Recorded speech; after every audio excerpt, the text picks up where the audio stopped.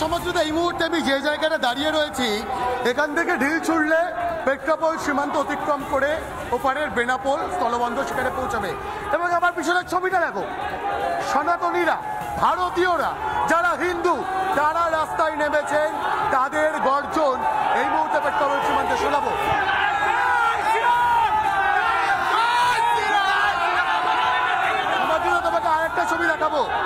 আরেকটা ছবি দেখাবো ঠিক এখান থেকে ঢিল ছোড়া দূরত্বে ভারত বাংলাদেশের যে সীমান্ত, যে পেট্রাপোল বর্ডার, সেই পেট্রাপোল বর্ডার, সেই বর্ডারে কিন্তু বিএসএফ জওয়ানরা তারা এখানে নিরাপত্তা সুনিশ্চিত করার চেষ্টা করছে যাতে কোনোভাবে কোনো অপ্রীতিকর পরিস্থিতি তৈরি না হয়।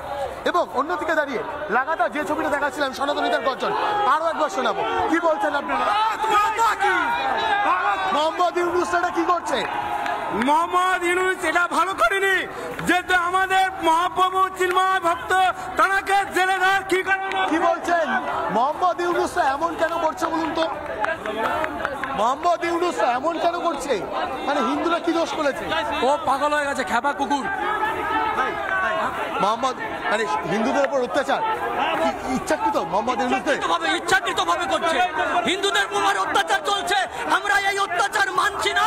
আপনার হাতেও আমাদের দেশের পতাকা, বাংলাদেশে বেশ কিছু লোক দেশের পতাকা অপমান করছে। পতাকাকে কেন বলুন তো?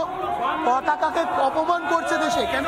বাংলাদেশে আমাদের মাতা, ভারতবর্ষের যে পতাকা, মাতাকে যেভাবে অপমান করে ছবি তুলে করে রাখছে,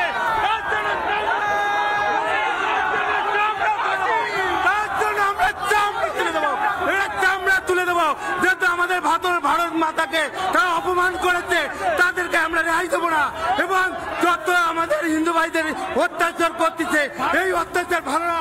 ইউনাইট তুমি সতর্ক হয়ে যাও, নইলে তোমার ভারতের পতাকায় পা দিয়ার আমরা এর জবাব। হিন্দুরা কি অপরাধ করেছে? কোনো অপরাধ করেনি, কিন্তু আজকে হিন্দুরা ওখানে সংখ্যালঘু বলে আজকে হিন্দুদের উপরে এত অত্যাচার করছে। আজকে আমাদের গর্জন পৌঁছচ্ছে বাংলাদেশে।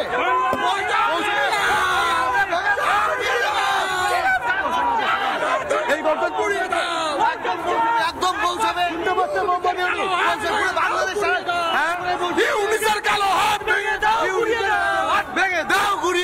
আপনারাও তাই বলছেন নাকি? সমাজে এই মুহূর্তে দাঁড়িয়ে যারা ভারতীয়, যারা সনাতনী, যারা হিন্দু, তারা প্রতিবাদ করছেন। গোটা এলাকার ছবিটা দেখো, আমার ভিডিও পিনাকি আমার সঙ্গে এসো। প্রচুর মহিলারা তারাও রয়েছেন। হিন্দুদের ওপর এভাবে অত্যাচার হচ্ছে বাংলাদেশে কেন? অপরাধটা কি হিন্দুদের? অপরাধটা কি কেউ বলতে পারবে?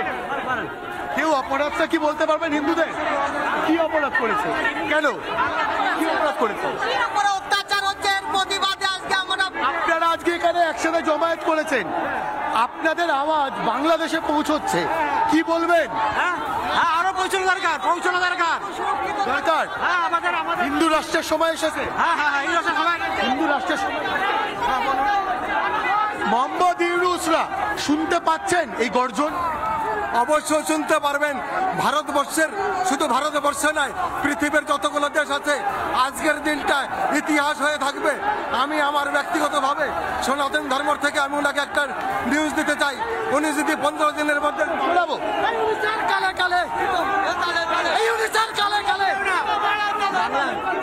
আমরা এবং সমাধিতে আরো একটা ছবি দেখাবো।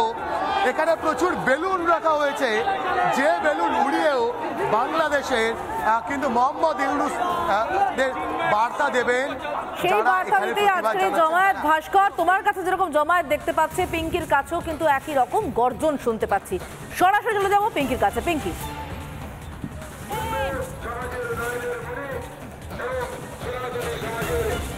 একটা ভাস্কর যে ছবিটা দেখাচ্ছিল, এখানে ওই রকমের বেলুন লাগানো হয়েছে।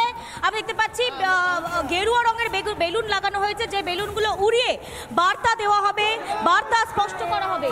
দাদা, এই বেলুনগুলো কি করা হবে, উড়ানো হবে? বেলুনগুলোর মধ্যে চিন্ময় মহাপ্রভু আমাদের যে আছেন তার নিঃশর্ত মুক্তি চাই।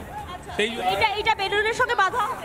হ্যাঁ, বেলুনের সঙ্গে আমরা নিঃশর্তে মুক্তি চাই। এই বেলুন কি উড়িয়ে দেওয়া হবে? হ্যাঁ, বাংলাদেশ পর্যন্ত বার্তা একদম তাই, আপনাদের গলার স্বর বাংলাদেশ পর্যন্ত একদম পৌঁছে গেছে। এখন পর্যন্ত বাংলাদেশ বুঝে গেছে সনাতনীরা এক আছে, স্লোগান দিচ্ছে হিন্দুরা এক হও, মূল্যবাদ নিপাজ্জা। একদম তুমি দেখতে পাচ্ছ এই ধরনের বেলুন ফোলানো হচ্ছে। এই জায়গা থেকে পেট্রোপাল সীমান্ত থেকে তারা বেলুন ওড়াবেন এবং যেখানে চিন্ময় মহাপ্রভুর নিঃশর্ত মুক্তি চাই এই লেখা লিখে তারা বেলুনের সঙ্গে আটকে তারা উড়িয়ে দেবেন। কারণ আকাশে কোনো রকম কোথাও গিয়ে যেন কোথাও বাধা নেই। এই বেলুন, এই চিন্ময় প্রভুর নিঃশর্ত চাই লেখার বেলুন, সেগুলো পৌঁছে যাবে বাংলাদেশ পর্যন্ত। আমরা একটু দেখানোর চেষ্টা করব। প্রচুর মানুষজন, প্রচুর কাতারে মানুষজন এসেছেন ভারতে, হাতে ভারতের জাতীয় পতাকা নিয়ে তারা এসেছেন।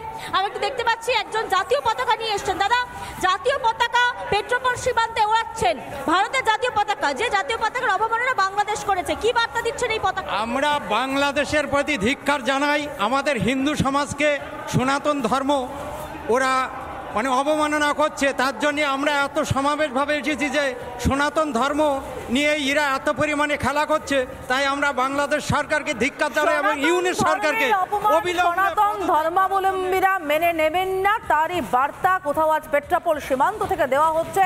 চিন্ময় কৃষ্ণ প্রভুর নিঃশর্ত মুক্তির দাবি জানানো হচ্ছে এই পেট্রাপোল সীমান্ত থেকে। এই গর্জন ইউনুস সরকারের কানে কি পৌঁছাচ্ছে? আমরা অপেক্ষা করব তার প্রতিক্রিয়ায়। দেখা যাক আর কত আইনজীবীকে তিনি মামলা দিতে পারেন, আর কত হিন্দুর উপর অত্যাচার চালাতে পারেন।